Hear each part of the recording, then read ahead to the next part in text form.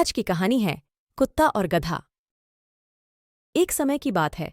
एक छोटे से शहर में एक धोबी रहता था। उसके पास एक कुत्ता और एक गधा था। कुत्ता मालिक के घर की रखवाली करता था और गधा प्रतिदिन अपनी पीठ पर कपड़ों का ढेर लादकर धोबी के घर और नदी तक ले जाता था। एक रात एक चोर धोबी के घर में घुस आया। कुत्ते ने चोर को देखा और भौंकना शुरू कर दिया। अपने कुत्ते का भौंकना सुनकर धोबी तुरंत उठ गया और चोर को पकड़ लिया। धोबी को अपने कुत्ते पर इतना गर्व महसूस हुआ कि उसने उस दिन से कुत्ते की विशेष देखभाल और ध्यान देना शुरू कर दिया। यह सब देखकर गधा ईर्ष्यालु और दुखी हो गया। उसने सोचा, मेरा मालिक सोचता है कि कुत्ता मुझसे अधिक उपयोगी जानवर है और इसलिए वह उससे अधिक प्यार करता है। गधे ने निष्कर्ष निकाला कि मालिक से अधिक मूल्य और प्यार पाने के लिए उसे अपने मालिक को दिखाना होगा कि वह भी कुत्ते की तरह उपयोगी हो सकता है। कुछ दिन बीत गए।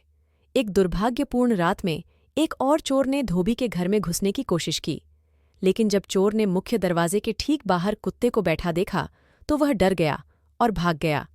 यह देखकर गधे ने सोचा, यह मेरे लिए अपने मालिक को दिखाने का सही मौका है कि मैं भी उसके लिए उसी तरह उपयोगी हूं जैसे कुत्ता है। वह अब से मेरा भी अतिरिक्त ख्याल रखना शुरू कर देगा। वह ऊंचे स्वर में रेंकने लगा। धोबी उठा और इधर-उधर देखने लगा। चूंकि चोर पहले ही भाग चुका था, धोबी को कोई नहीं मिला। आधी रात में उसकी नींद में खलल डालने के लिए उसे गधे पर गुस्सा आया। धोबी लाठी लेकर बाहर आया और बेचारे गधे को बहुत बुरी तरह पीटा। बेचारे गधे की हालत देखकर कुत्ते ने उससे कहा, मेरी नकल करने की कोशिश करने से बेहतर है कि तुम अपना कर्तव्य निभाओ। गधे को उसकी मूर्खता समझ आ गई। इसके बाद गधा और कुत्ता अच्छे दोस्त बने रहे। गधे की भावना सही थी, लेकिन वह कुत्ते का काम करने चला था जो उसे आता नहीं था।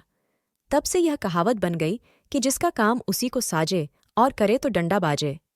तो दोस्तों, इस कहानी से हमें यह सीख मिलती है कि हमें केवल दूसरों की नकल करने की कोशिश करने के बजाय हमें स्वयं का कार्य सही तरीके से करना चाहिए और दूसरों के किसी कार्य में सफलता को देखकर उस कार्य को शुरू नहीं करना चाहिए।